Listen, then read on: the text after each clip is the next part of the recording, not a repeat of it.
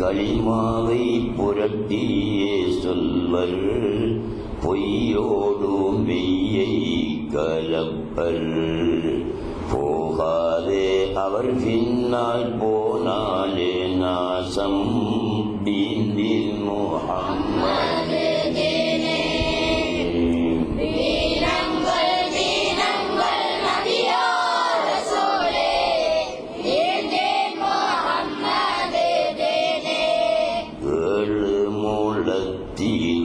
தலைப்பா எருமை தலை போன்ற சைஸ் அத்தலைப்பா ஈரழு முளத்திலோ தஸ்பீ சூரத்தை பார்த்தாலோ அல்லாமா குல்லி தீனில் முஹம்மது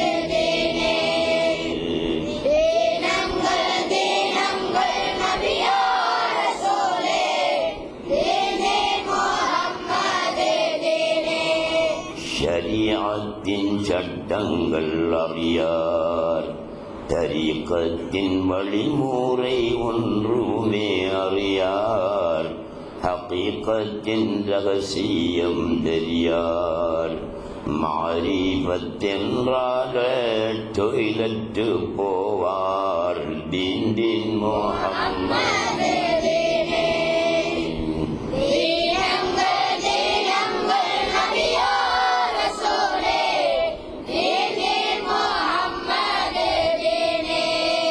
பகல் நேரம் புருவேஷம் தரிப்பார் இரவெல்லாம் போத்தல் அடித்தே மூடிப்பார் பக்கத்து விட்டாளை பார்ப்பார் பதுங்கியே சென்றங்கு பாடும் கூடிப்பார் தீனில் முஹம்மது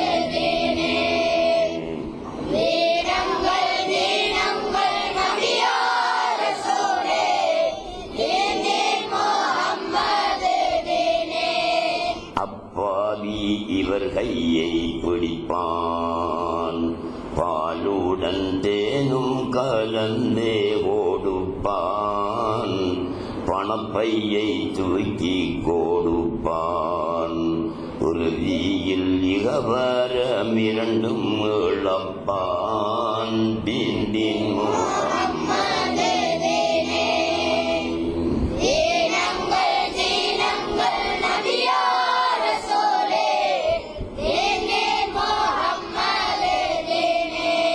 காமிலை கைப்பிடித்துயர்வாய் அப்போது உனை சேர்க்கும் பீரை பிடிப்பாய் சூஃபிசமை ஞானம் கற்பாய் சூஃபிகள் கரம் பற்றி சூட்சுமம் தெரிவாய் தீனில் முஹம்மது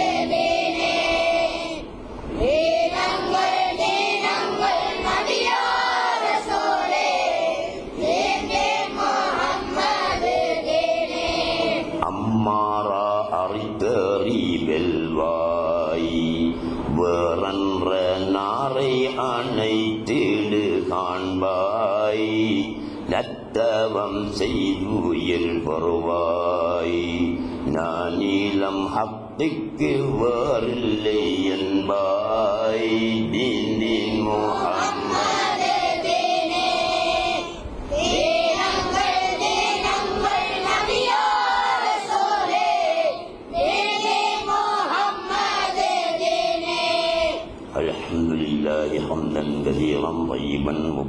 مباركا فيه كما يحب ربنا ويرضى.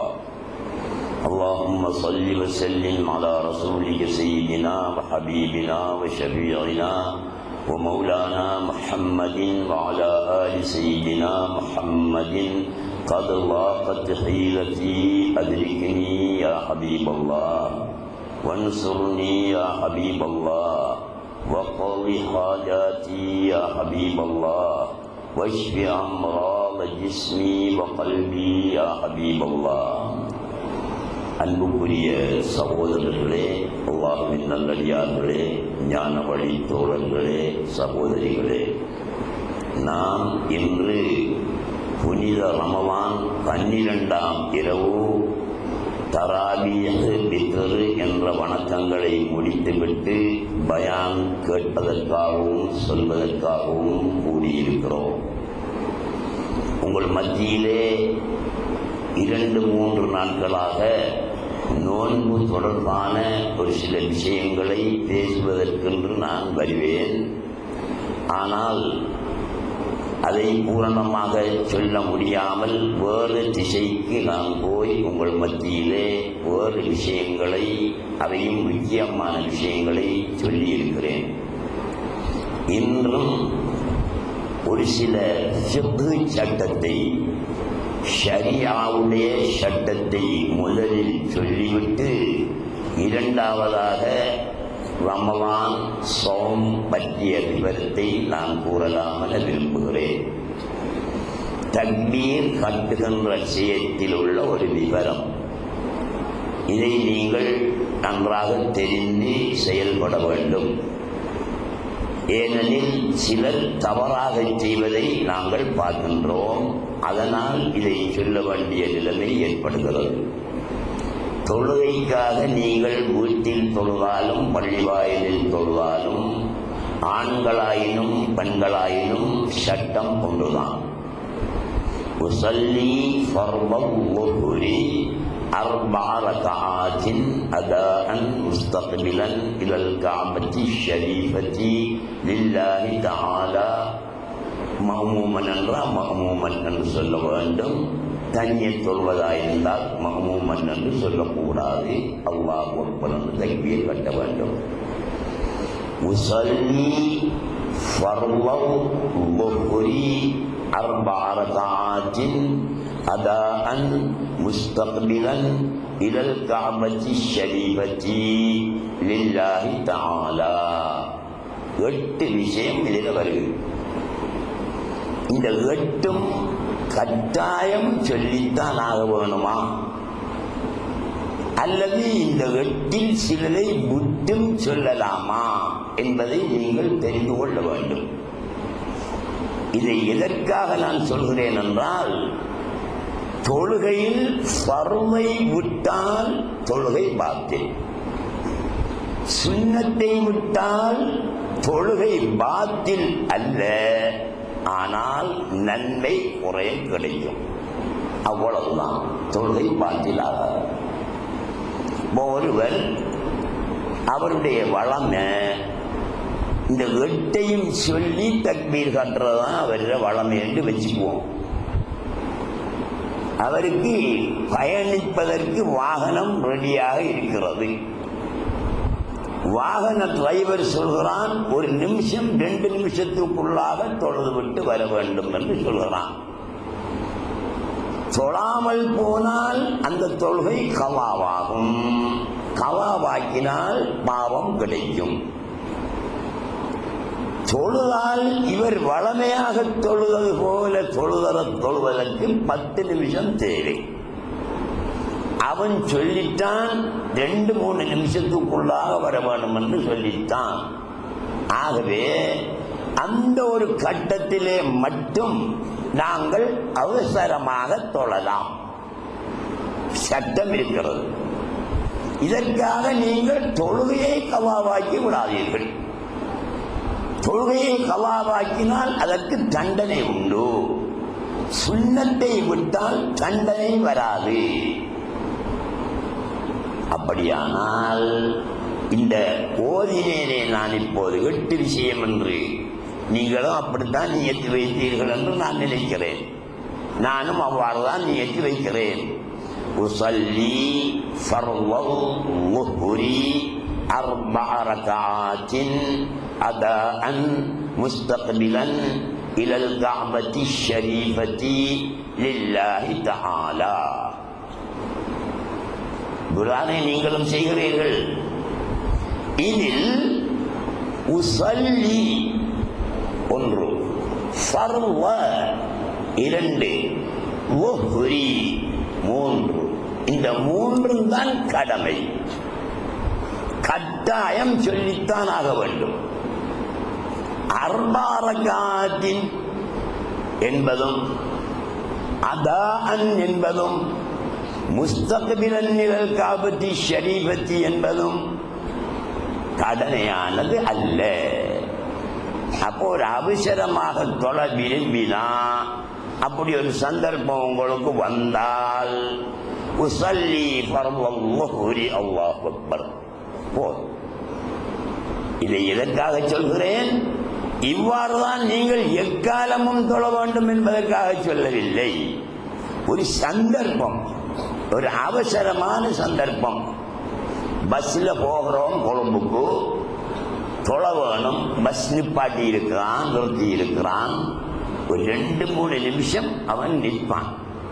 அதற்கிடையில் தொழ வேண்டும் என்றால் உஸல்லி ஃபர்ளல் அஸ்ரி 4 ரக்அத்தின் இந்த ஓதல் அவ்வளவே ஓதிட்டு இருந்து தக்பீரையும் கட்டி வஜ்ஜஹத்தும் ஓதி அல்ஹம்து சூரத்தும் ஓதி வேறொரு சூரத்தும் ஓதி இப்படி எல்லா நடைமுறைகளையும் செய்தால் 10 நிமிஷம் 15 நிமிஷம் தேவைப்படும்.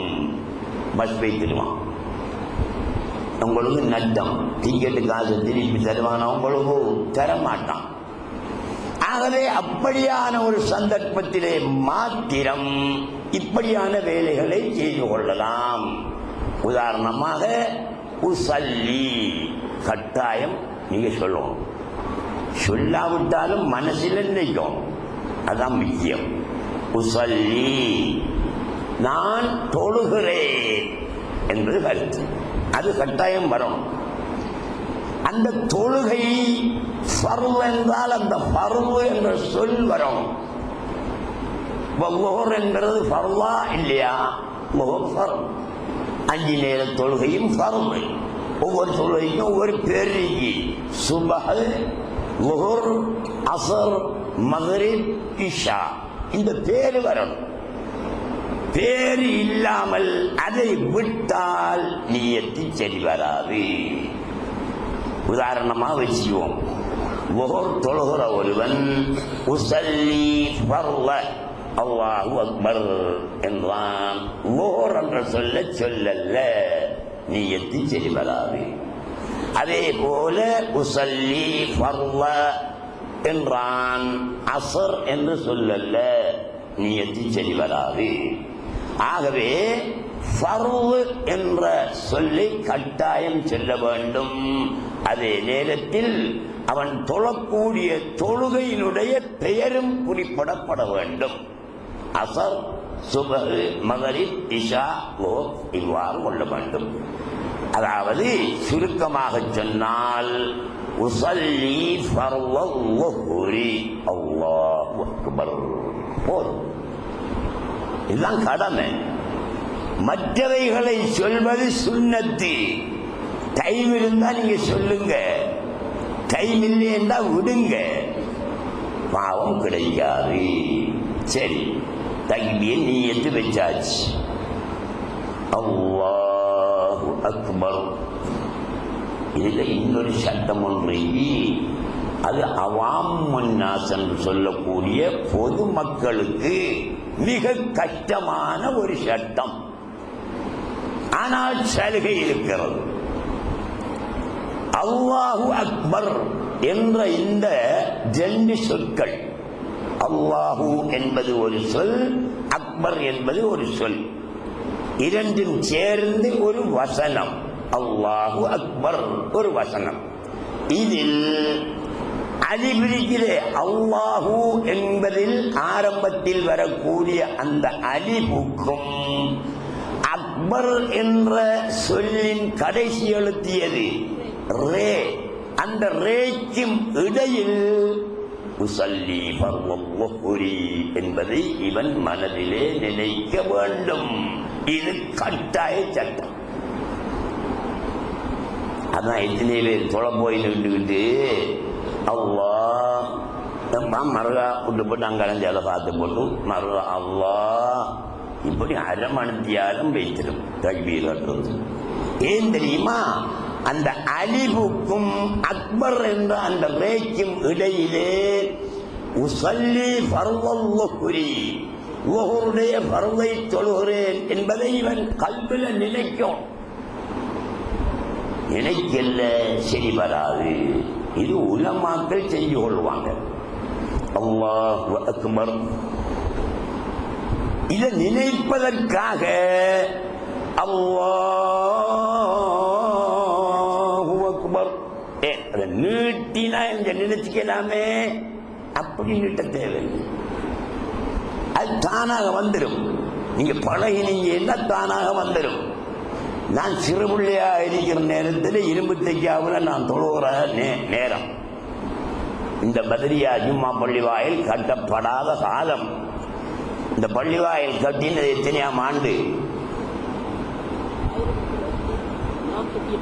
சுப்ஹானல்லாஹ், இல்ல 1960ஆம் ஆண்டுதான் நமது பத்ரியா பள்ளிவாயில் கட்டப்பட்டது. 60ஆம் ஆண்டுக்கு முன் நான் தொழுது வந்தது இரும்பு தைக்காவில். அங்க ஒரு மனிதர் வருவார். அவர் மௌத்தா போயிட்டார். அந்த காலத்திலே வயசான மனுஷன். அவர் தக்பீர் கட்டும் போது அல்லாஹ் அக்பர் என்பார். என்னடா இது கோலம் என்றா ஒன்றுமில்லை, அவருக்கு பைத்தியம் இல்லை. அதற்கிடையில் அவர் அதை நினைக்கிறதுக்காக அந்த மாதிரி செய்கிறார். நினைச்சு கொள்ளணுமே. அல்லாஹ் அக்பர். ஏன் இந்த அவதி? இப்படி செய்ய தேவையில்லை. நீங்க பழகினால் உங்களுக்கு சரியா வந்துவிடும். அதான் நான் சொல்றது என்ன, அலிபுக்கும் ரேக்கும் இடையில் உசல்லி ஃபர்லல் வஹுரி இல்லையா, உசல்லி ஃபர்லல் அஸ்ரி, உசல்லி ஃபர்லல் மக்ரிபி, உசல்லி ஃபர்லல் இஷாஇ, உசல்லி ஃபர்லல் சுபஹி. இந்த மூன்றையும் நினைச்சுக்கோ. இது பொதுமக்களுக்கு கஷ்டமாக இருக்கும் என்பதற்காக ஃபுகஹாக்கள் சட்ட மேதைகள் ஒரு சலுகை வழங்குகிறார்கள். இவன் போய் நின்று அந்த நீயத்தை வச்சு அந்த நீயத்து மறக்கிறதுக்கு இடையில் அல்லாஹ் அக்பர் என்று கட்டிக்கொண்டால் போதும். அலிபுக்கும் ரேக்கும் இடையிலே அந்த மூன்றையும் நினைக்க வேண்டும் என்பது அவசியமில்லை என்று சொல்கிறார்கள். இவ்வாறு நீங்க சொல்லிக் கொள்ளலாம். இதில் கொஞ்சம் விவரமாக நீங்க தெரிந்து கொள்ளணும். தெரியாவிட்டால் தெரிந்தவர்களிடத்திலே கேட்டுக் கொள்ளுங்கள். சரி, தக்பீர் கற்ற நேரத்தில் எவ்வாறு கையை உசத்துவீர்கள்?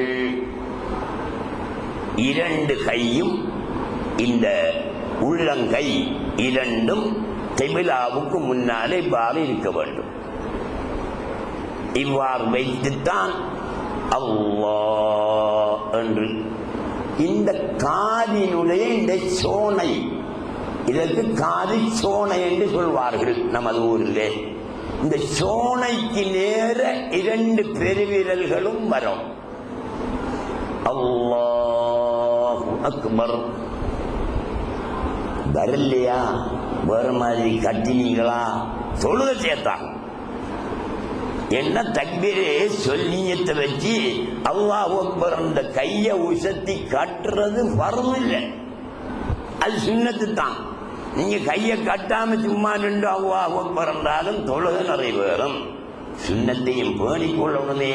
அதற்காக அல்லாஹு அக்பர் சோன காதி சோனைக்கு நேர இரண்டு பெருவிரல்களும் வரக்கூடிய அளவுக்கு இந்த கையை அவ்வாறு கிபிலாவுக்கு நேர விரித்து கட்ட வேணும். எங்க கட்டுற கையை சரியாக நெஞ்சு குழியில கட்டப்படாம். வலது பக்கமும் கழிச்சு கட்டக்கூடாது. இடது பக்கம் கொஞ்சம் கழிச்சு கட்ட வேணும். இடது பக்கம் கொஞ்சம் சாய்த்து கட்ட வேணும். உதாரணமாக இந்த மாதிரி சிலரை பாருங்கள், இப்படி தக்கிபிரடி நிற்கான். என்னடாண்டா அவன் கேள்விப்பட்டிருப்பான், இடது பக்கம் கொஞ்சம் சாய்த்து கட்ட வேணும் என்று கேள்விப்பட்டவன் ஓவரா சாந்திக்கிட்டான். கடுமையா சாச்சி இஞ்சால பிடிச்சா அங்கால பக்கத்தில் நிற்கிறவனுக்கு முழங்கை குத்துமே. அப்படி இல்லை, நெஞ்சு குழியில நடுவை இப்படி கட்டப்படாம். வலது பக்கமே இப்படி எடுத்து கட்டக்கூடாது. இடது பக்கம் கொஞ்சம் மிச்சம் இப்படி ஓவரா எடுக்கப்படாம். ஓரளவு இப்படி வைக்க வேணும்.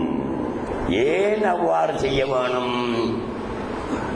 ஃபுகஹாக்கள் ஏன் செய்ய வேண்டும் என்பதற்கு காரணம் எழுத மாட்டார்கள். பெரும்பாலும் சிலர் எழுதுவார்கள். ஆனால் அதற்கு காரணம் உண்டு.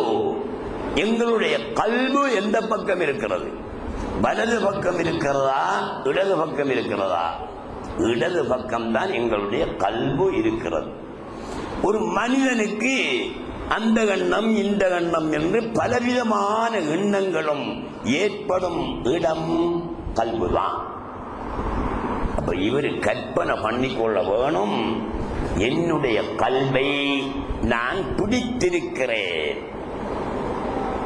அந்த கல்வில் அல்லாஹ்வுடைய எண்ணம் தவிர வேறு உலக சிந்தனைகள், உலக எண்ணங்கள் எதுவும் வந்துவிடாமல் என்னுடைய கல்வுக்கு மூடி போல், ஒரு போத்தலுக்கு மூடி போடுவது போல் என்னுடைய கையை மூடியாக்கி இந்த கல்விலே வேறு எண்ணங்கள் வராமல் நான் இவ்வாறு பிடித்திருக்கிறேன் என்ற கருத்தோடு அவர் இவ்வாறு செய்து கொள்ள வேண்டும். நெஞ்சில கட்டுற கூட்டமும் ஒன்று, உலகத்தில் நெஞ்சில கட்டுற கூட்டம் ஒன்று. நீங்க மக்காவுக்கு போனா பாருங்க, ஹரத்தில், மதீனாவில் போய் பாருங்க, ஹரத்தில் பல நாட்டவர்களும் வருவார்கள், பல கொள்கையுடையவர்களும் வருவார்கள். அதுல கொஞ்சம் பேர் இப்படி காட்டுவான், கழுத்துக்கு கொஞ்சம் கீழே இப்படி காட்டிக்குவான். அது யாரு? வஹாபிகள், சுன்னிகள் அல்ல. வஹாபிகள் அவ்வாறுதான் கட்டுகிறார்கள். அது அந்த முறை எங்களுடைய ஷாஃபிஈ மذஹபிலே கிடையாது. ஷாஃபிஈ மذஹபிலே நான் ஏற்கனவே சொன்னது போல்தான் கையை வைத்து கட்ட வேண்டும். சரி, கட்டியாச்சு. தொழுகைக்காக போய் முசல்லி பர்வம் ஓரி எப்படியோ நியத்து வச்சு அல்லாஹு அக்பர் என்று கட்டியாச்சு. முதல்ல வாயை துறந்து என்ன ஓத வேணும்? என்ன ஓத வேணும்? வஜ்ஜஹத்து ஓத வேணும். வஜ்ஜஹத்து எல்லாருக்கும் தெரியும் தானே? வஜ்ஜஹத்து வஜ்ஹிய லில்லதி ஃபதர ஸமாவாதி வல் அர்த ஹனீஃபம் முஸ்லிமம் வமா அன மினல் முஷ்ரிகீன் இன்ன ஸலாத்தி வ நுஸுகி வ மஹ்யாய வ மமாத்தி லில்லாஹி ரப்பில் ஆலமீன் லா ஷரீக லஹு வ பிதாலிக உமிர்து வ அன மினல் முஸ்லிமீன். இவ்வளவு வஜ்ஜஹத். பிஸ்மி சொல்லப்படும். இதுதான் விஷயம். குர்ஆன் ஓதுறதா இருந்தால் பிஸ்மி சொல்லணும் என்று சட்டம் இருக்கு. பிஸ்மி சொல்லாம குர்ஆன் ஓதலாமா? ஓதலாதல்லவா? பிஸ்மி சொல்லி தானே குர்ஆன் ஓதுறோம். எங்கேயும் அவ்வாறு தானே ஓதுறாங்க. இந்த வஜ்ஜஹத்து வஜ்ஹிய இருக்கிறே, இது குர்ஆன் தான். இது குர்ஆன் வசனம். வஜ்ஜஹத்து வஜ்ஹியங்கிறதிலிருந்து கடைசி வரைக்கும் குர்ஆன் வசனம் தான். அப்ப குர்ஆன் வசனத்தை ஓதுறேன்டா பிஸ்மி சொல்லணுமே. ஷாஃபி மذஹபிலே பிஸ்மி சொல்ல வேண்டாம் என்று சொல்லப்பட்டிருக்கிறது. அப்ப ஏன் பிஸ்மி சொல்லல? குர்ஆன் ஓதும் போது பிஸ்மி சொல்லுங்கிறது, பிஸ்மி சொல்ல வேண்டும் என்பது உள்ள விஷயம். எங்கும் உள்ள விஷயம்தான். எல்லாரும் பிஸ்மி சொல்லித்தான் ஓதுவார்கள். இதுவும் குர்ஆன் வசனம் தானே. இதற்கு மாத்திரம் ஏன் பிஸ்மி சொல்லக்கூடாது என்று வந்திருக்கிறது என்று நாங்கள் சிந்தனை பண்ணி பார்த்தா, அதுக்கு ஒரு உதாரணம் சொல்றேன்டா. சும்மா நான் சொல்றேன். புருஷன் பொஞ்சாதியும் இங்க வாண்டான். இங்க வா அந்த பொஞ்சாதி என்ன செய்யணும்? உடனே போகணும். கொஞ்சம் இறங்கி அடுப்பில் இருக்கிற சோறை இறக்கி வச்சு போட்டு வாரணும் எல்லாம் சொல்லப்படாது.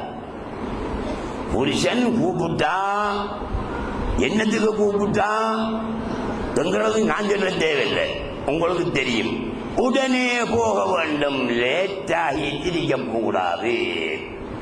நீ தான் அல்லாஹ்வுடைய சமூகத்துக்கு போய் நின்று அல்லாஹு அக்பர், அல்லாஹ் மிகப்பெரியவன் என்று தக்பீரை கட்டி கொண்டாயா, உடனே சொல்லு வஜ்ஜஹ்து, பிஸ்மி எல்லாம் சொல்லிட்டு லேட் பண்ணாது. வஜ்ஜஹ்து வஜ்ஹி, என்னுடைய கல்வை நான் திருப்பி விட்டேன். லில்லதி ஃபதரஸ் ஸமாவாதி வல் அர்த, வானங்களையும் பூமியையும் படைத்தவன் பக்கம் என்னுடைய முகத்தை, அதாவது என்னுடைய கல்வை திருப்பி விட்டேன். அப்ப ஹக்குடைய சமூகத்தில் இவன் உடனே சொல்லணும், சுணங்கப்படாது.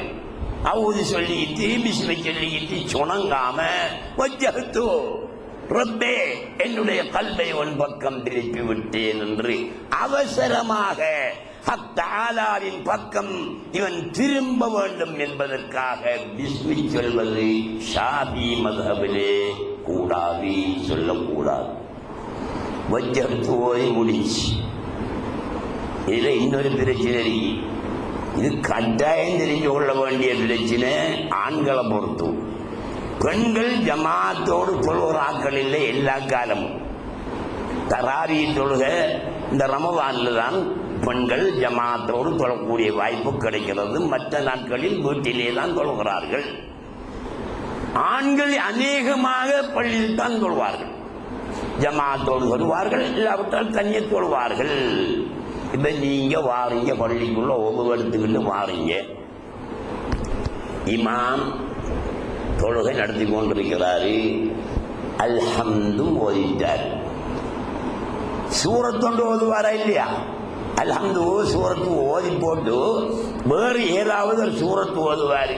குல் ஹுவல்லாஹ் ஓதுவாரு, அலம் நஸ்ரா ஓதுவாரு, வல்லுஹா ஓதுவாரு, ஏதோ ஒன்று ஓதி இருக்காரு. அந்த நேரம் தான் நீங்களும் வந்தீங்க. வந்தா நீங்க என்ன செய்வீங்க? சப்லே நின்று உசல்லி ஃபர்தல் இஷாஇ அர்பா ரக்அத்தின் என்ற அநியத்து வச்சு அல்லாஹு அக்பர் என்றால் தக்பீர் கட்டின உடனே வஜ்ஜஹ்து ஓத வேண்டும் என்று ஒன்று இருக்கிறது. அது சுன்னத்து தானே, அதை ஏன் விடுவான் என்று நீங்க வஜ்ஜஹ்து வஜ்ஹிய லில்லதி ஃபதரஸ் ஸமாவாதி வல் அர்த என்று சொல்லிட்டு இருக்கும் போது அல்லாஹு அக்பர் என்று அவர் ருக்குவுக்கு போயிட்டார். நீங்க போவீங்களா? போகாம இருப்பீங்களா? போவீங்க. அவர்களோட ருக்குவுக்கு நீங்க போவீங்க. அந்த ரக்காத்து உங்களுக்கு பிழை, அது கணக்கெடுக்கப்படாது. ஏன்? நீங்கள் தக்பீர் கட்டினவுடன் சுன்னத்திலே ஈடுபட்டீர்களே தவிர ஃபர்திலே ஈடுபடவில்லை. அவர் முர்முகா ஓதி முடிக்க போறாரு. நீங்க வஜ்ஜஹ்தையும் ஓதி போட்டு சூரத்துல் ஃபாத்திஹா ஓதி வரைக்கும் அவர் நிற்பாரா? நிற்க மாட்டாரு. ஆகவே அப்படியான சந்தர்ப்பங்கள்ல மட்டும் நீங்க என்ன செய்யணும்? வந்துட்டீங்களா, சப்புல சேர்ந்துட்டீங்களா, வஜ்ஜஹ்தை எல்லாம் ஓதக்கூடாது. பிஸ்மில்லாஹிர் ரஹ்மானிர் ரஹீம் அல்ஹம்துலில்லாஹி ரப்பில் ஆலமீன் என்று சூரத்துல் ஃபாத்திஹா ஓதணும்.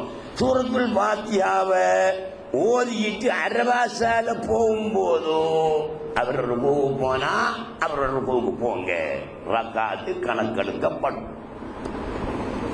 இல்ல வஜ்ஜஹ்து கொஞ்சம் ஓதிட்டீங்கன்னு வச்சுக்கோமே, சூரத்துல் ஃபாத்திஹாவில் வஜ்ஜஹ்துடைய அளவுக்கு நீங்க ஓதணும். ஓதி போட்டு ருக்குவுக்கு போகலாம். இது உங்க எல்லாருக்கும் விளங்குமாங்கிறது எனக்கு தெரியல. விளங்காவிட்ட கொஞ்சம் கவனமாக தெரிஞ்சவங்கள்ட்ட கேட்டு நீங்க செய்து கொள்ள வேண்டும் என்று உங்களை அன்பாக கேட்டுக்கொண்டு என்னுடைய விஷயத்துக்கு வருகிறேன்.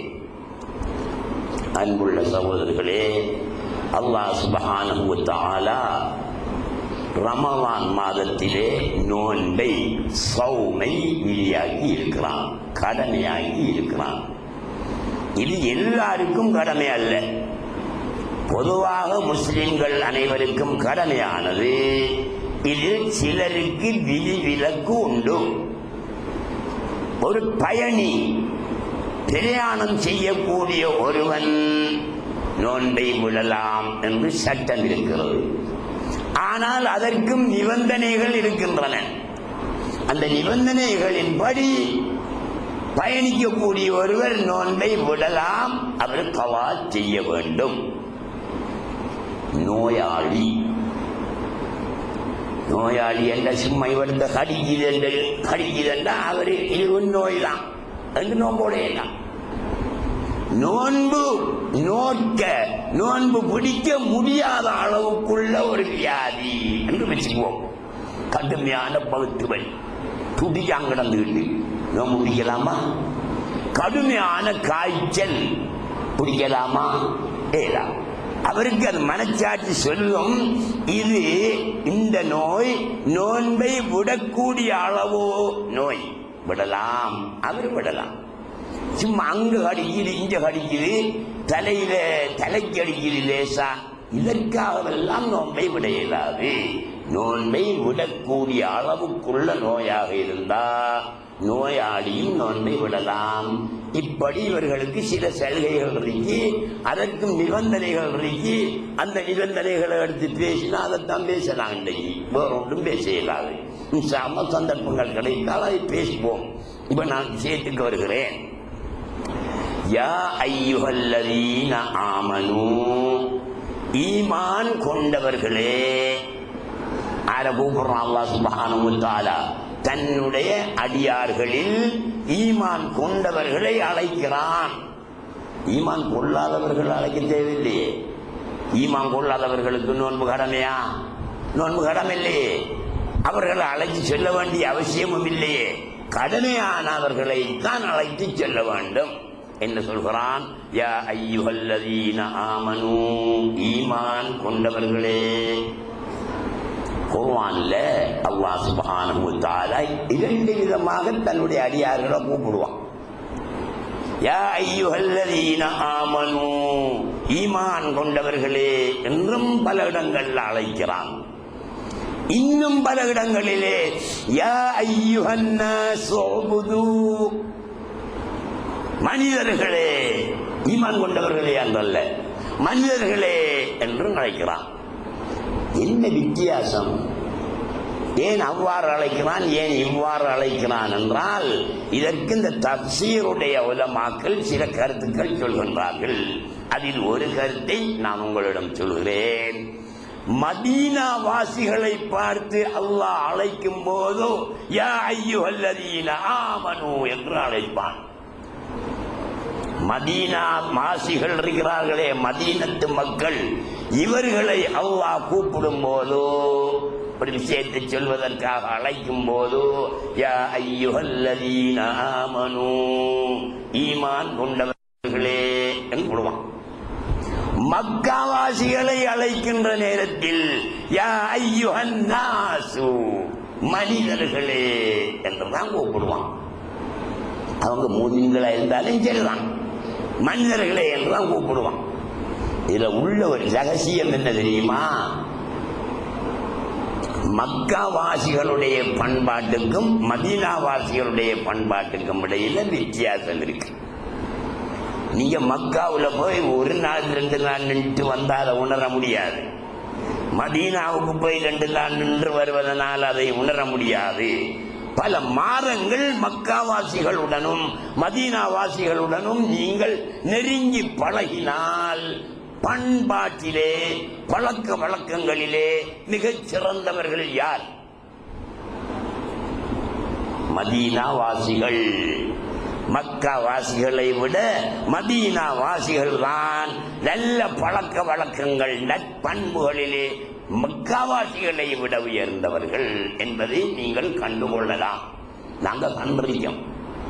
நான் 10 மாதம் தங்கி இருந்திருக்கிறேன் மக்காவிலும் மதீனாவிலும். அதனால் எங்களுக்கு தெரியும் மக்காவாசிகளுக்கு திடீரென்று கோபம் வரும், மதீனாவாசிகளுக்கு பொறுமைதான் வரும். நீங்க மதீனாவாசிகள் 2 பேரும் அடிமுடி பட்டத்தை பார்க்கணும்னா தேடி திரியணும். அடிமுடி படுறதை பார்க்கறதுக்கு அடிமுடி பட மாட்டான். நல்லா நெருங்கி மூக்குக்கு நேரம் மூக்கு வச்சு கலப்பான், சண்டை முடிப்பான், கையிட்ட மாட்டான். மக்காவாசி எடுத்தவுடன் அடிச்சுட்டுவான். அதனால்தான் பெருமானார் ஸல்லல்லாஹு அலைஹி வஸல்லம் அவர்களை அல்லாஹ் தஆலா மதீனாவுக்கு அனுப்பாம மக்காவுக்கு அனுப்பினான். எங்க நோய் கூடுதலாக இருக்கிறதோ அங்கதான் டாக்டர் அனுப்பணும். நோய் இல்லாத ஊருக்கு டாக்டர் எதுக்கு அனுப்ப? மக்கா வாசிகளுடைய பண்பாடுகள் பழக்க வழக்கங்கள் மிக மோசமாக இருந்தன. அதனால ரசூலுல்லாவை, ஒரு தூதரை, ஒரு நபியை அல்லாஹ் சுப்ஹானஹு வ தஆலா அந்த மக்கள் மத்தியிலே தான் அனுப்பினான், மக்காவாசிகள் மத்தியிலே தான் அனுப்பினான். அப்ப அந்த நேரத்தில் மக்காவாசிகளுடைய பழக்க வழக்கம் எப்படி இருந்தது தெரியுமா? மார்க்கமே இல்லை. மார்க்கம் இல்லை தானே. ரசூலுல்லாஹ் வந்து 40வது வயசில் தான் மார்க்கம் கொடுக்கப்படுகிறது அவர்களுக்கு. நபித்துவம் வழங்கப்பட்டு மார்க்கம் கொடுக்கப்படுகிறது. அந்த காலம் அவர்கள் பிறந்ததிலிருந்து அவர்களுடைய 40 வயதுக்கு இடைப்பட்ட காலத்திலும் அவர்கள் பிறக்கு முன்னிருந்த காலத்திலும் மக்காவாசிகள் எவ்வாறு இருந்தார்கள் தெரியுமா? وَإِذَا بُشِّرَ أَحَدُهُم بِالْأُنثَى ظَلَّ وَجْهُهُ مُسْوَدًّا وَهُوَ كَظِيمٌ. அல்லாஹ் குர்ஆன்ல சொல்றான், وَإِذَا بُشِّرَ أَحَدُهُم بِالْأُنثَى, மனைவி கர்ப்பமா கிடக்காள், புருஷன் எங்கே இருந்து வாராரு, உங்களோட மனைவி புள்ள பெற்றுட்டாள், பிரசவித்துட்டாள் என்று யாராவது அவருக்கு சொன்னா நல்ல செய்தியா இல்லையா? பிள்ளை பிறந்து விட்டது, பிரசவித்து விட்டாள் என்ற செய்தி நல்ல செய்தியா இல்லையா? நல்ல செய்தி. அதை கேட்டா அல்ஹம்துலில்லாஹ் ஹைரா முடிஞ்சிட்டா, சீசரா இல்ல, சீசரம் இல்லை, ஒன்றும் இல்லை, அல்ஹம்துலில்லாஹ், எவ்வளவு சந்தோஷப்பட வேண்டிய விஷயம். அந்த மக்காவாசிகளுக்கு, காரியங்களுக்கு, ரசூலுல்லாஹ் மார்க்கத்தை கொண்டு வருவதற்கு முன் வாழ்ந்த அந்த மக்களுக்கு பெண் குழந்தை பிறந்து விட்டது என்று சொன்னால் வல்ல வஜ்ஹுஹு முஸ்வத்தன், முகம் கருத்து கோபத்தால் கொப்பளிப்பானவன். பொம்பளை பிள்ளை பிறந்தையா என்று ரொம்ப ஆத்திரப்படுவான். போவான், இந்த பிள்ளையை தூக்குவான், எடுத்து கொண்டு வந்து மக்காவில் நீங்க போனவங்களுக்கு தெரியும், ஹரம் இருக்குது, மக்கா ஹரம், காபத்துல்லா இருக்கு அந்த எல்லை, அதுல இருந்து சுமார் ஒரு 40-50 மீட்டர் தூரம் தான் இருக்கும். இப்பவும் அந்த இடம் அப்படியே இருக்கிறது. வளர்ச்சி கம்பி வேலி அடிக்கப்பட்டிருக்கிறது. உள்ளே ஒன்றுமில்லை, காலியாகத்தான் தெரியும். பக்கத்திலே நின்று பார்த்து விட்டு வரலாம். சிறு பிள்ளையோ வயது வந்த பிள்ளையோ பெண் குழந்தையை கொண்டு போய் உடனம் மடுத்தோண்டி புதைப்பான். அவன் உள்ளம் பெண் குழந்தை என்றால் அவ்வாறு செய்வான். அவ்வாறுதான் அந்த மக்கள் அந்த நேரத்திலே இருந்தார்கள். ஒவ்வொரு வீட்டிலேயும் பரல் இருக்கும். என்ன பரல்? நெய் பரலா, தேன் பரலா, மது பரல். நம்ம ஊருக்காரன் என்ன செய்வான்? தூள் போத்தல வச்சிருக்கான், லேய போத்தல வச்சிருக்கான், கோபி போத்தல வச்சிருப்பான். அங்கே மதுபானம் போத்தலிலே வைத்திருக்க மாட்டார்கள், பரல்ல வைத்திருப்பார்கள். போற வார நேரமெல்லாம் ஊத்தி குடிச்சு தான் போற. எந்த நேரமும் போதையிலே தான் இருந்தார்கள் அந்த மக்கள். எப்படியான மக்கள் மத்தியிலே எப்படியான ஒரு தங்கத்தை அல்லாஹ் சுப்ஹானஹு வ தஆலா கொடுக்கிறானுங்கிறத பாருங்க. அங்கதான் கொடுக்கணும். அந்த நோய்தான். அதற்குத்தான் ரசூலுல்லாஹ் போனார்கள். ஒரு பெண் குழந்தைய ஒருத்தன் புதைக்கிறதுக்கு கொண்டு போறான். ஒரு 7 வயசு குழந்தை மடுவை தோன்றான். அப்ப குழந்தை கேட்கறது, அப்பா வாப்பா என்னத்துக்கு இந்த மடு தோன்றீங்க? உன்னை புதைக்கிறதுக்கு தோணும் சொல்றான். என்ன புதைக்கியா பாப்பா?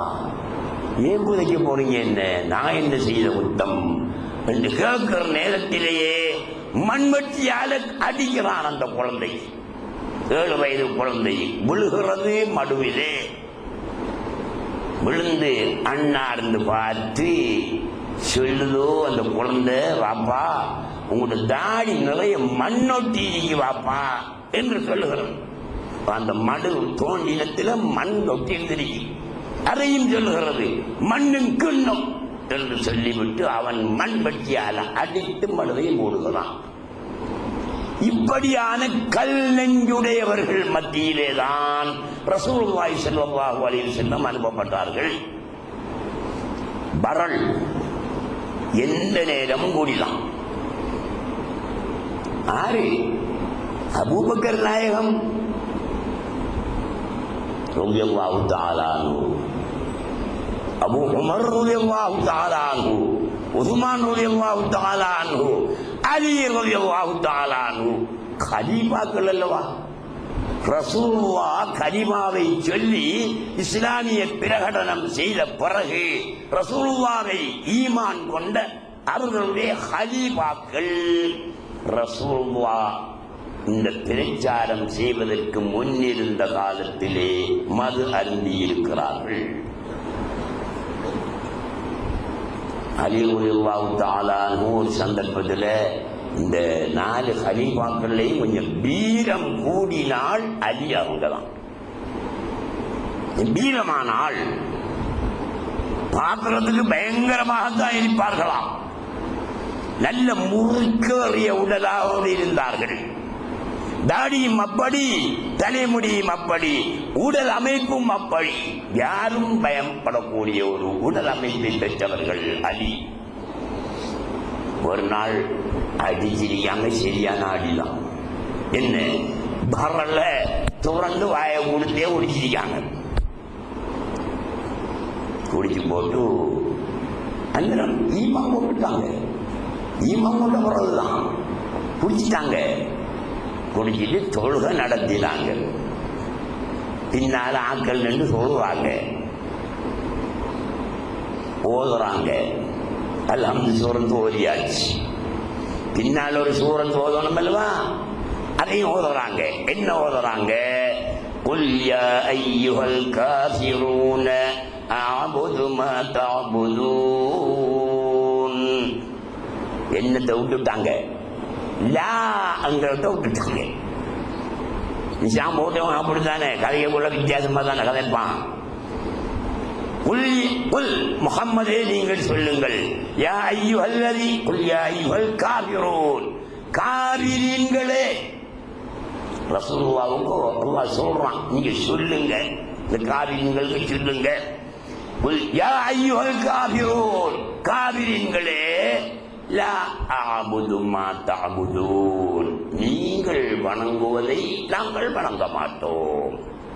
நீங்க விக்கிரகங்களை எல்லாம் வணங்கி கொண்டிருக்கிறீங்க, சிலைகளை வணங்கி கொண்டிருக்கிறீங்க, அதுகளை நாங்கள் வணங்க மாட்டோம்.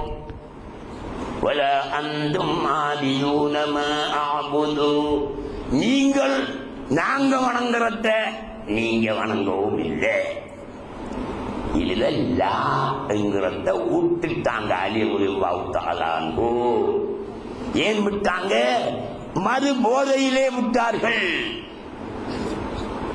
குல் யா அய்யுஹல் காஃபிரூன, காஃபிரீன்களே, அஅபுது மா தஅபுதூன், நீங்க வணங்குறதான் நானும் வணங்குகிறேன் என்று சொல்லிட்டான். நீங்க வணங்குறத நான் வணங்க மாட்டேன் என்று சொல்லல. லா வந்தா மாட்டேன் என்று வரும். லாவை விட்டா நீங்கள் வணங்குவதைத்தான் நான் வணங்குகிறேன் என்று சொல்லிட்டாங்க. பிள்ளைகளவா அப்ப அந்த நேரம் மதுபானம் தடை செய்யப்படாத டைம். அதனால் அருந்தினார்கள். குர்ஆனுக்கு மாற்றம் செய்யவில்லை அலி, இஸ்லாத்துக்கு மாற்றம் செய்யவில்லை, ரசூலுல்லாஹ்வுக்கு மாற்றம் செய்யவில்லை. அந்நேரம் மதுபானம் தடை செய்யப்படாத காலகட்டம். அல்லாஹ் சுப்ஹானஹு வ தஆலா இறக்கினான் வசனத்தை, வலா தக்ரபுஸ் ஸலாத வ அன்தும் சுகாரா ஹத்தா தஅலமூ மா தகூலூன். அந்த ஆயத்தை சரியாக பார்த்துருக்கான். நான் ஹாதிஸ் அல்ல. குல், அதாவது இறக்கினான், லா தக்ரபுஸ் ஸலாத்த, நீங்கள் தொழுகைக்கு நெருங்க வேண்டாம், அந்தும் சுகாரா, நீங்கள் போதை உள்ளவர்களாக இருக்கும் போது தொழுகைக்கு நெருங்கவும் வேணாம், தொழ வேணாம் என்று சொல்லிட்டான். இதுக்கு ஆதாரம் அவர்கள் தான் காரணம். இந்த ஆயத்து இறங்குவதற்கு போதை உள்ள நேரம் தொழப்படாது. அப்ப மற்ற நேரம் என்ன செய்யலாம்? தொழுங்கள். தொழுகை இல்லாத நேரம் அடிங்க. அப்படித்தானே வரும். அப்படிதான் அடிச்சாங்க சஹாபாக்கள். தொழ போற நேரம் குடிக்கிறல. எங்க தொழுகையில வித்தியாசமா ஓதிக்குவோம். அதுக்காக வேண்டி ஆயத்து வந்துட்டு லா தக்ரபுஸ் ஸலாத வ அன்தும் சுகாரா. அதனால தொழ போக குடிக்கிறல்ல. தொழாத நேரம் இருக்கும். எவ்வளவு நேரம்? அந்நேரம் பார்த்து அடிச்சுக்கணும்.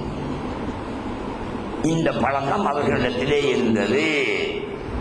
அப்ப சாதாரணமாக வச்சுக்குவோமே, பின்னேரம் ஒரு 5 மணி மட்டும் அடிக்க மாட்டாங்க. ஏன்? மகரிபுகள் அந்த மது போதை இருக்கும். இஷாவுக்கும் இருக்குமா இருக்காதா? இஷாவுக்கும் இருக்கும் தானே மது போதை. மகரிபுக்கு முன்னால் அடிச்சா மகரிபுக்கும் இருக்கும், இஷாவுக்கும் இருக்கும். அதனால மகரிபுக்கு வந்து அடிக்க மாட்டாங்க. இஷா தொழுபவர்கள் அடிக்கலாம். ஏன்? அடுத்த கொள்கை எப்போ வரப்போகுது? சுபகுதான வரப்போகுது. அது வரைக்கும் இவ்வளவு நேரம் எத்தனை மனத்தியாலங்கள் தொடங்கி அடிச்சாலும் போதை என்ன செய்யும்? வந்து குறைஞ்சு போகும். இப்படி கொஞ்ச காலம் செஞ்சிட்டு வந்தாங்க சஹாபாக்கள்.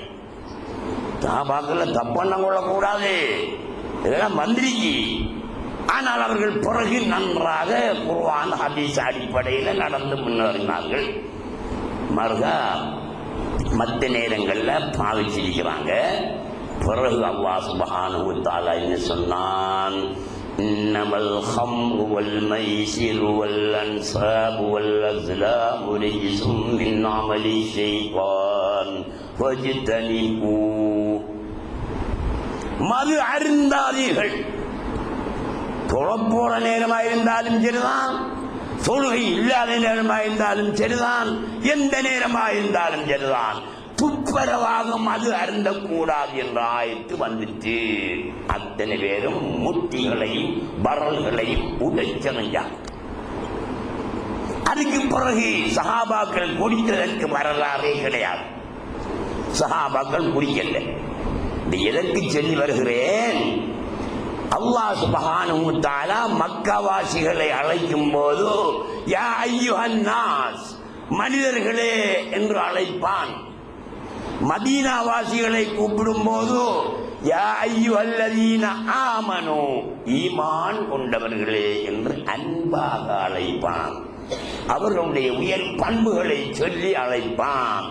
இந்த நோன்பை பற்றி சொன்ன அல்லாஹ் சுப்ஹானஹு வ தஆலா எப்படி கூப்பிட்டு சொல்றான்? யா அய்யுஹல்லதீன ஆமனு, ஈமான் கொண்டவர்களே. அது மக்காவாசிகளா இருந்தாலும் சரி, மதீனாவாசிகளா இருந்தாலும் சரி, பொதுவாக ஈமான் கொண்டவர்களே. குத்திப அலைக்குமுஸ் ஸியாமு, நோன்பு உங்கள் மீது விதியாக்கப்பட்டு விட்டது என்று சொன்னான். அல்லாஹ் சொல்றான், ஈமான் கொண்டவர்களே உங்களுக்கு நோன்பு கடமை என்று சொன்னா, இந்த ஈமான் கொண்டாக்கள் என்ன செய்யும்? நோன்பு பிடிக்கத்தானே வேணும். அவ்வளவுதான். பின்னாடி அல்லாஹ் சொல்றானே, என்ன சொல்றான்? நீங்கதான் நீங்க சிந்திக்க வேண்டிய இடம், மற்றதை சிந்திக்க வேண்டிய இடம் இல்லை. ஈமான் கொண்டவர்களை அல்லாஹ் அழைத்து நோன்பு விதியாக்கப்பட்டுள்ளது என்று சொன்னான். அது அவ்வளவு பெருசா சிந்திக்க வேண்டியதில்லை. பின்னால் சொல்கிறான், இது சிந்திக்க வேண்டிய கமா குத்திப அலல்லதீன மின் கப்லிக்கும், உங்களுக்கு முன்னால் உள்ளவர்களுக்கு நோன்பு விதியாக்கப்பட்டது போல உங்களுக்கும் விதியாக்கப்பட்டிருக்கிறது. என்னதுக்கு இந்த போல கீழே ஓல கதை சொல்லும்?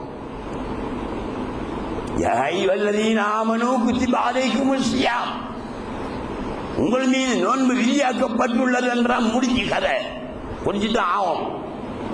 கமா குதிபாலல்லதீன மின் கப்லிக்கும், உங்களுக்கு முன்னால் உள்ளவர்களுக்கும் விதியாக்கப்பட்டது போல. இந்த கமா என்று வருகிறே, எந்த கமா? காபு மீன் அலி கமா. இந்த கமா அல்ல. மாளப்பழமும் கமா, கேக்கும் கமா, அப்படி வருகிறது. அந்த கமா இல்லை, இது கமா. யா அய்யுஹல்லதீன ஆமனூ குதிப அலைக்குமுஸ் ஸியாமு கமா குதிப அலல்லதீன மின் கப்லிக்கும், உங்களுக்கு முன்னால் உள்ளவர்களுக்கு நோன்பு விதியாக்கப்பட்டது போல. இந்த கதையை ஏன் அல்லாஹ் சொல்லும்? அதுதான் இப்ப என்னுடைய கேள்வி. ஓடற போடுற போட்டுட்டு போக வேண்டியதுதானே. டேய், நீங்க எல்லாம் நோம்பு முடிக்கலான்னா முடிச்சு எல்லாரும் முடிப்பான். அதை போல இதை போல ஏன் சொல்ல வேணும்? அல்லாஹ்வுடைய பேச்சு அர்த்தம் இல்லாமல் இருக்குமா? அர்த்த புஷ்டி நிறைந்த பேச்சு அல்லாஹ்வுடைய பேச்சு. ஏன் சொன்னான் என்பதற்கான ஒரு விளக்கத்தை மிக சுருக்கமாக சொல்றேன். விளங்கிங்க. விளங்காவிட்டு அந்த சீடிகளை வாங்கி போட்டு போட்டு கேட்டு வழங்கிக் கொள்ளுங்கள். இது எதை போல? நோன்பு எங்கும் போதே ஒரு கஷ்டமான வேலம். நோன்பு என்றால் என்ன செய்யணும்? சுபகு நேரத்திலிருந்து மகரிபு நேரம் வரைக்கும் ஒன்றுமே சாப்பிட முடியாது, ஒன்றுமே அருந்த முடியாது, குடிக்க முடியாது. அது மாத்திரமா? காதுக்குள்ள ஓட்டேலா, மூக்குக்குள்ள ஓட்டேலா, தூரக்குள்ள ஓட்டேலா. இது வேற விஷயம். எவ்வளவு கஷ்டமா! புறம் பேசலா, அந்த கதை கதைக்கலா, துனியாவுடைய கதை கதைக்கலா. சட்டங்கள் கொள்ள பெரிய வத்தியம். டாக்டர் கிட்ட போய் நாங்க ஒரு மருந்து எடுக்கோம், வருத்தத்துக்கு தான் எடுக்கோம், சும்மா மருந்து எடுக்க போவோமா? வருத்தத்துக்கு தான் போறோம். அவன் மருந்து தந்துட்டு அது வத்தியம், இது வத்தியம், அது வத்தியம், இது வத்தியம் என்று போட்டு கடைசியில் சொல்லுவான் இச்சா வத்தியம். கூலிதான சாமான் சாப்பிடாதங்க, ஐஸ்கிரீம் சாப்பிடாதங்க, கூழ் வகை எதுவும் குடிக்காதங்க, கிழக்க மீன் திங்காதங்க, பண்டக்காய் திங்காதங்க, கத்திரிக்காய் திங்காதங்க, மாட்டு வச்சு திங்காதங்க என்று இப்படியே சொல்லிட்டு வந்து சொல்லுவான் இச்சாபத்தியம். வருவான் வீட்டை வந்து, ஓ மண்டக்காய் திங்காம இருக்கலாம் தான், கத்திரிக்காய் திங்காம இருக்கலாம் தான், அந்த பத்தியம் காக்கலாம். ஐஸ்கிரீம் திங்காம இருக்கலாம், அதையும் பாதுகாக்கலாம், பத்தியம் காக்கலாம். இச்சா வைத்தியம் என்றாரு இது சரி வராது என்று மருந்த குடிக்க மாட்டான். இச்சா வைத்தியம் என்றா என்ன? உடல் உறவு கொள்ளுதலுக்கு சொல்றது இச்சா வைத்தியம் சொல்றது. இது வைத்தியர்களுடைய பரிபாஷை, வைத்தியர்களுடைய இஸ்திலாஹாத்து. உங்களுக்கு தெரியல அனுப்ப இச்சா வைத்தியம் உங்களுக்கு விளங்கலையவா? இப்ப நான் சொன்னதுக்கு பிரதான விளங்குது. இச்சாபத்தியம் என்றால் உடல் உறவு கொள்ளாமை. பண்டக்காய் திங்காம இருக்கலாம், கத்திரிக்காய் திங்காம இருக்கலாம், இறைச்சி திங்காம இருக்கலாம். இது செய்யலாது என்று அவன் மருந்தே சாப்பிடாம விட்டுருவான். சரியா? ஏன்? அது கஷ்டமான ஒரு சாமான். நோன்பு என்பது ஒரு பொறுப்பான ஒரு அமல். சரி, இப்ப நான் ஒரு கடைக்கார முதலாளி. ஒரு உதாரணம். இந்த உதாரணம் மூலம் நீங்க இதை முழங்கி கொள்ளணும். அதற்கு தான் இந்த உதாரணம் சொல்கிறேன். நான் கடைக்கார முதலாளி. இந்த கடைக்கு ஒரு ஆள் தேவை. காத்தாங்குடிக்கு வந்து, தம்பி இந்த கடையில வேலைக்கு ஒரு ஆள் தேவை, நீ வான்று ஒரு பையனை நான் அழைத்து கொண்டு அங்க போய்விட்டேன். போய் சொல்றேன் இந்த பையனுக்கிட்ட, கடைக்கு புதுசா வந்திருக்கான், கடையில 10 பேர் ஆட்கள் நிக்கி வேலை செஞ்சுட்டு இருக்காங்க. இவன் புதுசா வந்தவன், அவனுக்கு முதல்ல சொல்லணுமா இல்லையா? எப்படி நடந்து கொள்ள வேண்டும் என்ற விவரத்தை சொல்லணுமா இல்லையா? சொல்றேன், தம்பிங்க வாங்க, இங்க தங்குறது அங்க வீடு தங்கிக்கங்க, சரியாக 7:59 இங்க வரும், கடைக்கு வரும். என்ன அர்த்தம்? 8 மணிக்கு கடையில நிக்க வேணும். வந்த உடனே இந்த அலுமாரிகளை எல்லாம் நல்லா துடைக்கும், இந்த தரையெல்லாம் நல்லா கூட்டணும், இந்த முன்னால் இருக்கிற அந்த வேலையை செய்யணும், இந்த வேலையை செய்யணும். 1000 வேலையை நான் அவர்கிட்ட சொல்றேன். அவன் யோசிப்பான், என்ன சனி என்றாயி, நாம கடையில் நிற்கிறதுக்கு தானே வந்த, இவன் இந்த ஆளு என்ன சொல்றான், 8 மணிக்கு வரணும் மங்கான், அது துடைக்கணும் மங்கான், இது துடைக்கணும் மங்கான்டா. நிறைய நம்ம தலையில பொறுப்புகளை போடுகிறான். அவனுக்கு கொஞ்சம் மனம் கொஞ்சம் சடையுமா இல்லையா? சடை தானே செய்யும். ஏன் வேலை கொள்ள, பத்தியம் கொள்ள, கட்டுப்பாடு அதிகம். அதனால அவன் மனம் சடையும். நான் பார்க்கன்னு சொன்ன உடனே அவன் கொஞ்சம் நிற்கான்.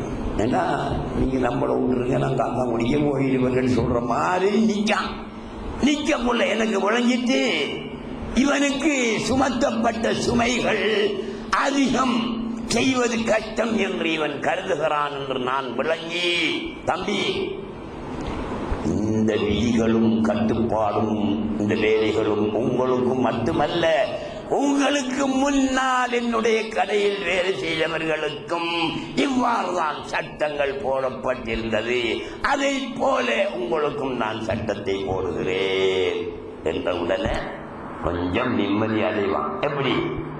நமக்கு முன்னால் இந்த கடைக்கு வேலைக்கு வந்த ஆட்களுக்கும் இப்படித்தான் சட்டம் இருந்திருக்கிறது, இவ்வாறுதான் பொறுப்புகள் இருந்திருக்கின்றன, எனக்கு மட்டுமில்லை இது என்று அவன் நினைக்கும் போது அவனுடைய மனதுக்கு சாந்தி வருமா வராதா? உங்களுக்கு சாந்தி வருகிறதா இல்லையா? என்ன அல்லாஹ் நமக்கு மட்டும் தலையில இந்த நோம்ப போட்டுட்டான், என்ன கஷ்டமா இருக்கி.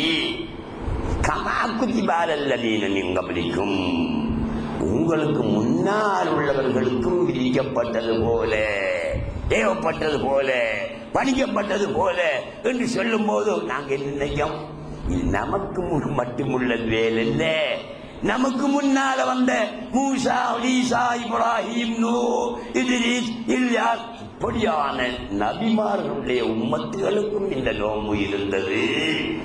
நாம மட்டும் கஷ்டப்படல, அவர்களும் கஷ்டப்பட்டுத்தான் இருக்கிறார்கள் என்பதை நீங்கள் விளங்கும் போது உங்களுடைய மனதுக்கு ஒரு சாந்தி வருமா வராதா? உங்களுடைய மனதுக்கு சாந்தியை தருவதற்காக அல்லாஹ் சுப்ஹானஹு வ தஆலா உங்கள் மீது கருணை கொண்டு, இரக்கம் கொண்டு, என்னுடைய அடியானே, நான் உனக்கு மட்டும் அடிக்கலடா, உனக்கு முன்னால் இருந்தாக்களுக்கும் இந்த கடையில வேலை செய்யறாங்களுக்கு அடிச்சுட்டான் என்ற உடனே அவனுக்கு வாப்பறியார் மக்கள். மூத்த மகன் பெரிய ஆளை போய்த்தான். 2வது மகனை கூப்பிட்டு, மனவா, நீ இந்த மாதிரி செய்யணும், இந்த மாதிரி செய்யணும், சட்டங்களை எல்லாம் அள்ளி போடுறாரு. என்ன கஷ்டண்டா வாப்பா, நமக்கு இப்படியான கஷ்டங்களை எல்லாம் தாராரே என்று அவன் நினைக்கிறான் என்பதை தகப்பன் உணர்ந்தால் அவனிடம் சொல்லுவான், உண்ட காக்காய் தான் நிற்கான் பாரு, அவனுக்கும் இதே மாதிரி தான் நான் செய்திருக்கிறேன் என்ற உடனே இவன் மனதுக்கு ஒரு சாந்தி. காக்காவும் அடி வாங்கித்தான் இருக்க, காவுக்காவுக்கு இந்த வேலைகள்லாம் நடந்துதான் இருக்கு, அப்ப எனக்கு மட்டும் நடக்கலை என்று ஒரு நிம்மதி ஏற்படும் என்பதற்காக அல்லாஹ் சுப்ஹானஹு வ தஆலா இந்த காவை போட்டு சொல்கிறான், கமா குதிப அலல்லதீன மின் கப்லிக்கும், உங்களுக்கு முன்னால் உள்ளவர்களுக்கு விதியாக்கப்பட்டது போல. இதை தஷ்பீஹ் என்று அரபில் சொல்றது. தஷ்பீஹ் என்றால் என்ன? ஒன்றை ஒன்றுடன் ஒப்பிடுதல். தஷ்பீஹ் என்று அரபில் சொல்லுவாங்க, அது உங்களுக்கு விளங்காது, பொதுவா விளங்கிக் கொள்ளுங்க. ஒப்பிட்டு சொல்லி இருக்கிறான் அல்லாஹ் சுப்ஹானஹு வ தஆலா. இதுல உதாரணமாக நான் சொல்ல போறேன், இந்த அடிக்கான், இவன் இந்த இருக்கிற ஆக்களுக்குள்ள கொஞ்சம் தொக்க கொஞ்சம் வீரமான ஆள் போல முழங்குது. அப்ப நான் என்ன சொல்றேன், உங்க பேர் என்ன? ஹிலால். ஹிலாலி. ஹிலாலி கல் அசதி. ஹிலாலி என்பவர் சிங்கத்தை போல என்று நான் சொன்னேன். இது ஒப்பிடுதல். போலேன்னு வந்துட்டேன், தஸ்பீஹ் ஒப்பிடுதல். அப்படி எல்லாம் நீங்க என்ன கேட்கலாமா? ஹிலாலி என்கிறவர் சிங்கத்தை போலேண்டா 4 கால் இருக்கணுமே மௌலவி, ஒரு வால் இருக்கணுமே மௌலவி, முகம் அப்படி இருக்கணுமே மௌலவி, உடல் இப்படி இருக்கணுமே மௌலவி. நான் என்னத்தில் சொல்றேன், அவரை ஒப்பிடுகிறேன் வீரத்தில் சிங்கத்தை போல. ஹிலாலி கல் அசதி பிஷஜாஅதி. வீரத்தில் ஹிலாலி சிங்கத்தை போல என்றால் சிங்கத்தில் உள்ள அனைத்து தன்மைகளும் இவரில் இருக்கணும் என்ற கருத்து அல்ல. ஏதோ ஓர் அம்சம் இருந்தால் போதும், ஒப்பிட்டு பேசலாம். அந்த அடிப்படையிலே அல்லாஹ் சுப்ஹானஹு வ தஆலா ஒப்பிடுகிறான். இதனால் நீங்கள் விளங்கிக் கொள்ளக்கூடாது, நமக்கு முன்னிருந்த கூட்டத்தார்களுக்கும் ரமலானில் சௌம் என்று ஒன்று இருந்தது. சுபகிலிருந்து மகரிபு வரைக்கும் எதுவுமே குடிக்கக்கூடாது, எதுவும் சாப்பிடக்கூடாது, காதுக்குள்ள ஓட்டக்கூடாது, மூக்குக்குள்ள ஓட்டக்கூடாது, துபுருக்குள்ள ஓட்டக்கூடாது. இவ்வாறெல்லாம் செய்தால் நோன்பு முறையும் என்று நட்டோட. நோன்பு என்பதில் தான் தஸ்பீஹ். இந்த ஒப்பிடுதல் நோன்பு என்பதில் மாத்திரம்தான்.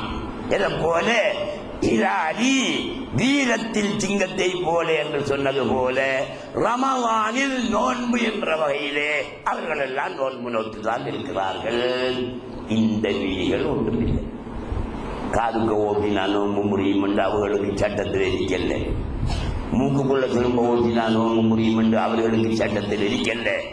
ஆகையினாலே நோன்பு என்ற வகையில் எல்லாரும் ஒன்று போல, முன்னோர்களும் இப்போது நீங்களும் ஒன்று போல என்று அல்லாஹ் சுப்ஹானஹு வ தஆலா சொல்லியிருக்கிறான். எனவே அன்புள்ள சகோதரர்களே, அல்லாஹ் சுப்ஹானஹு வ தஆலா எங்களுக்கு பணித்த இந்த நோன்பு, இதுல முக்கியமான அம்சம், இந்த நோன்புல முக்கியமான அம்சம், நான் நோன்பு பிடிக்கணும், நீங்க நோன்பு பிடிக்கிறீங்க, ஏதாவது பிரயோஜனம் தெரியல. நோம்புக்கு முன்னால இந்த மாசங்கள்ல இந்த போல நிற்கும். இந்த நோம்பு பிடிச்சதுனால இன்னும் கல்வில ஒளிச்சம் உண்டாகி, இன்னும் ஞானங்கீனம் உரியமாகி, ஏது மாரிவாவுடைய விஷயங்கள் எல்லாம் வருகிறதா? வரலையா? வரலையே. இந்த ரமலானுக்கு முன்னால் என்னென்ன மாதங்கள் இருந்ததோ அந்த மாதங்களில் இருந்தது போல் தான் இப்ப இருக்கிறீங்க. நீங்க சென்ற மாசம் தொழுவையா இல்லையா? தொழுவ நான் சொல்லுவான். இந்த 12 அவைக்கு 12 குடிக்க போறோம். 11 நோம்பு பிடிச்சு முடிஞ்சு இந்த 11 நோன்பினாலும் எங்களுக்கு கிடைச்ச பலன் என்ன? கல்பு வெளிச்சமாகி இருக்க வேணும். வெளிச்சம் இல்லையா? ஏற்கனவே இந்த அப்பனா இருக்கு, அல்ல அதை விட மோசமா போயிட்டு. ஏற்கனவே ஒரு அளவண்டான இருட்டா இருந்துச்சு. இப்ப இந்த 12 நோம்பு பிடிச்ச பிறகு இருட்டு கூட. ஏன் நோம்பு பிடிக்கல? அதான் செய்யும். நோம்பு பிடிக்கல. இன்ன ஸலாத்த தன்ஹா அனில் ஃபஹ்ஷாஇ வல் முன்கர். தொழுகை தொழுபவனை தீமை பாவங்களிலிருந்து தடுக்கும், பாதுகாக்கும் என்று அல்லாஹ் சொல்றான். அப்ப தொழுகிறவன அவனுடைய தொழுகை பாவத்திலிருந்து தீமையிலிருந்து பாதுகாக்கும். பட்டிக்கு கொடுத்தவன் பட்டியை கொடுத்துக்கிட்டு தான் இருக்கான், தொழுதுகிட்டு தான் இருக்கான். அவன் தொழுகை அவனை பட்டியிலிருந்து பாதுகாக்கலையே. சூது விளையாடுறவன் அவன் தொழுதுகிட்டு தான் இருக்கான், சூது விளையாடிட்டு தான் இருக்கான். பொய் சென்னவன் பொய் சொல்லிட்டு தான் இருக்கான், தொழுதுகிட்டு தான் இருக்கான். அப்ப அவன் தொழுகையிலே எல்லாம் தடுக்கல என்றா அவன் தொழல்ல என்றால் என்ன அர்த்தம்? தொழுதாரு தான் கூட்டத்தோட சேர்ந்து கோவில் தான் போட்டாரு. உண்மையிலே அவர் தொழல்ல. தொழுது இருந்தால் அவரே அது தடுக்கும். இன்னைக்கு நாங்க எத்தனை பேரை பார்க்கமா இல்லையா? எது செய்யலாம்? தொழுது விட்டு தான் இருக்கான், பட்டியை கொடுத்து விட்டு தான் இருக்கான், தொழுது விட்டு தான் இருக்கான், சூது விளையாடிட்டு தான் இருக்கான், தொழுது விட்டு தான் இருக்கான், மருதானம் அன்றி கொண்டுதான் இருக்கின்றான். அப்ப அவரு தோழல்ல, அவ்வாறு சொல்லு பொய் இல்லை. இவர் தான் பொய் சொல்கிறார்.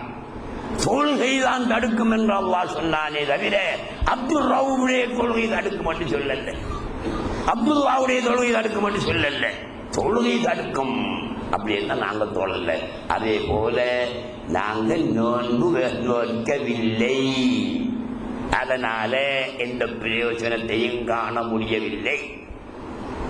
நீங்க சென்ற மாதம் சாப்பிட்டதுக்கும் இந்த மாதம் சாப்பிடுறதுக்கும் இடையில கணக்கு போட்டு பார்த்தா எது சாப்பாடு கூடின மாசம் சொல்லுங்க பாப்போம். நோம்பு மாசமா இல்ல கடந்த மாசமா? கடந்த மாசமாடா. கடந்த மாசத்தை விட கூடையில சாப்பிடுறீங்க நீங்க. கடந்த மாசம் அதுக்கு முந்தின மாசம், அதுக்கு முந்தின மாசம் எல்லாம் பின்னேரம் பட்டிச்சதுண்டையா, கட்டிச்சதுண்டையா, ரோல் திண்டையா, கஞ்சி குடிச்சியா, சூப்பு குடிச்சியா இல்லை, பெருஞ்சம்பழம் இல்லையா இல்லையே. நோம்பு வரையும் அவங்களுக்கு மகரிப்பு நேரம் பெட்டிச்சு செய்யப்படுது, கண்ணி செய்யப்படுது, ரோல் தேவைப்படுது, பேரிச்சம் தேவைப்படுது, கஞ்சி தேவைப்படுது. பேரிச்சம்பழத்தை பற்றி உங்களுக்கு தெரியுமா? உள்ளையாட்டுன்றாங்க, அவ்வா காப்பாற்றணும். கடிஞ்சாமான் நீங்க சின்ன பிள்ளை இருந்துங்க வேணா, பெருசா முதலியாரி வந்துடும். பெரியாக்கள் நீங்களும் அதிகமா சாப்பிடாதங்க, குத்தி கிளப்புவோம் உங்களை. அப்படியான சாமான் தான் பேரிச்சம்பழம். இது எல்லாம் சாப்பிட்டு போட்டு தராவி தொடர்பு போட்டு ஊட்ட போறாரு. கொண்டாட்டி வாழைப்பழமும் பட்டிலப்பமும் வைக்க கொஞ்சம் சாப்பிடுங்க. இலக்கத்தில் புருஷனார் நோம்பு ஒழிச்சு களைச்சி போயிருப்பாரு. பட்டிலப்பமும் வாழைப்பழமும் வைக்க சென்ற மாசம் வச்சாவா, அதுக்கு முந்தின மாசம் வச்சாவா? இல்லையே, இந்த மாசம் தான் வைக்கா. அப்ப எந்த மாதம் சாப்பாடு கூட? இந்த மாதம் தான் சாப்பாடு கூட. சகருக்கு சாப்பிடுறவன் என்ன செய்யலாம் தெரியுமா? நல்லா சாப்பிடுறான், அப்படி போட்டு அவனே சும்மா கையால நைச்சு பார்ப்பான். பௌத்த கொஞ்சம் நசிபடக்கூடிய மாதிரி இருந்தா இடம் இருக்கி நான் இன்னும் ரெண்டு செய்யும் மறுநா கொஞ்சம் உணங்கி இஞ்சால நைச்சு பார்ப்பான். கொஞ்சம் நசிப்பட்டுச்சுன்னா இன்னும் இடம் இருக்கி இன்னும் கொஞ்சம் திங்கான். திண்டு போட்டு விடுறான் அந்த ஏரியாவுக்கு.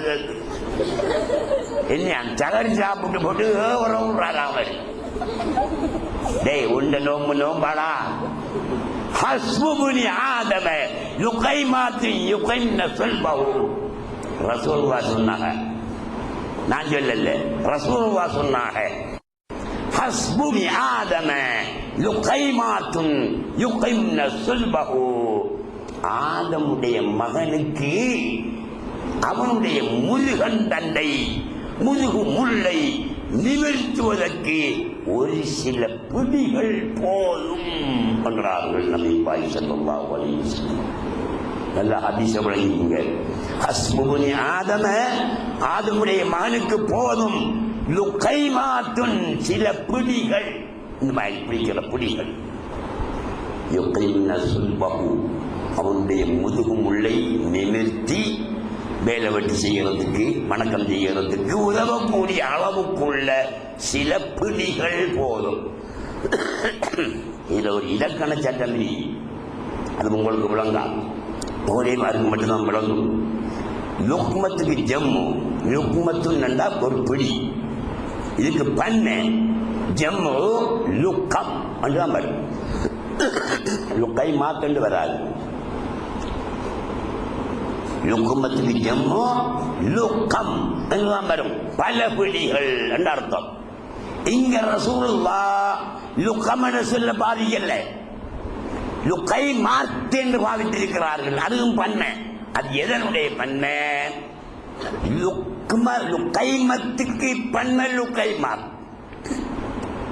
சிறு பொடிகளில் ஒரு சில பொடிகள், பெரிய பொடிகள் ஒரு சில பொடிகள் என்ற கருத்தில் சிறு பிடிகளில் ஒரு சில பிடிகள். ஆதமுடைய மகனுக்கு அவனுடைய வேலை வட்டியை செய்யறதுக்கு ஒரு சில பிடிகள் போதும், அந்த கொஞ்சம் சாப்பிட்டா போதும். அந்த காலத்தில் பள்ளி வாயில்களுக்கு இந்த முசாபிர்கள் வார வெளியூர்களிலிருந்து முசாபிர்கள் வருவாங்க. வந்தா அந்த பள்ளி வாயில்ல ஷாத்துலைக்கு பிறகு அந்த முசாபில விழுந்து சொல்லுவாரு, நான் இன்ன ஊர்ல இருந்து வந்திருக்கிறேன், ஒரு முசாபில் என்னை கவனிச்சிங்கன்னு சொல்லா ஆக்கள் என்ன மத்தியாக்களை கொடுப்பாங்க. யாராவது சாப்பாட்டுக்கு கூட்டிட்டு போவாங்க அந்த முசாபில. எங்கட வாப்பாவுடைய காலத்துல இரும்புத்தையாவுக்கு ஒரு முசாபிர் வந்தார். நானும் கண்டிருக்கேன் அந்த ஆளை. ஒரு கொட்டான் ஆள், தாடி வச்சிருந்தார், நரைச்ச தாடி, தலப்பா கட்டியிருந்தாரு. வந்தார். அப்ப எங்களுக்கு தெரியாது, நாங்கள் சின்ன பிள்ளைகள். வாப்பா அவரை வீட்டுக்கு அழைச்சி வந்து சாப்பாடு கொடுத்தாங்க. அவர் சாப்பிடும்போது என்ன செய்தார் தெரியுமா? சோத்தை வச்சாரு, ஆனத்தையும் ஊற்றி நல்லா பிணைஞ்சு போட்டு, நாங்கள் கரைச்சோறு கரைக்கிறதுக்கு பிணை வந்து அந்த மாதிரி பிணைஞ்சாரு. பிணைஞ்சு போட்டு சின்ன சின்ன புடியாக, அதாவது நம்ம பிள்ளைகளுக்கு சாப்பாடு கொடுக்கக்குள்ள தாய்மாரி ஒரு தட்டையில சின்ன சின்ன போல மாதிரி சோறுகளை உருட்டி வச்சுக்கிட்டு ஒவ்வொரு போலையா கொடுப்பாங்களே, அந்த மாதிரி போலையாக குண்டு போல பிடிச்சி தட்டைக்குள்ள வச்சாரு. எத்தனை வச்சாரு தெரியுமா? 13 குண்டு வச்சாரு. சொத்துப்பொடி ஆணம் கலந்த சொத்து குண்டு 13. அந்த 13 தான் சாப்பிட்டாரு. தண்ணி குடிச்சாரு. பாப்பா ஏதோ ஒரு ஹதியா கொடுத்தாங்க, எடுத்துக்கிட்டு அவர் போயிட்டார். போன பிறகு என்னுடைய தகப்பனால் ஏதோ உறங்கி கொண்டிருக்கின்றார்கள், கேட்டுக்கொண்டிருப்பார்கள். என்ன சொன்னாங்க தெரியுமா? இவரை பற்றி உனக்கு தெரியுமா என்று கேட்டார்கள். நான் சின்ன பிள்ளை, இந்த சைஸ் தெரியாது பாப்பான்னு சொன்னேன். இவர் அபுதால்களில் ஒருவர். அபுதால்கள் என்றால் அவுலியாக்கள்ல ஒரு தரமுடையவர்களை அபுதால்கள் என்று சொல்றது. அப்படியான ஆள் 13 உருண்டை தான் சாப்பிட்டார் என்று பாப்பா சொன்னாங்க. ஆகையினால இந்த சாப்பாடு நோம்பு சிறந்துக்கு சும்மா நோமலா சாப்பிடுங்க, சகருக்கும் நோமலா சாப்பிடுங்க. வயிறு புடைக்க வயிறு முட்டை சாப்பிடாதுங்க, நோம்பால் பலன் கிடைக்காது. இன்ஷா அல்லாஹ் தஆலா இதை தொடர்ந்து நாளை இரவு உங்கள் மத்தியிலே பேசலாம் என கூறி விடைபெறுகிறேன். ஸல்லல்லாஹு அலா முஹம்மது ஸல்லல்லாஹு அலைஹி வஸல்லம், ஸல்லல்லாஹு அலா முஹம்மது ஸல்லல்லாஹு அலைஹி வஸல்லம், ஸல்லல்லாஹு அலா முஹம்மது யா ரப்பி ஸல்லி அலைஹி வஸல்லம். கேள்விக்கும் பதில் நாளைக்கு பார்ப்போம். Time pass.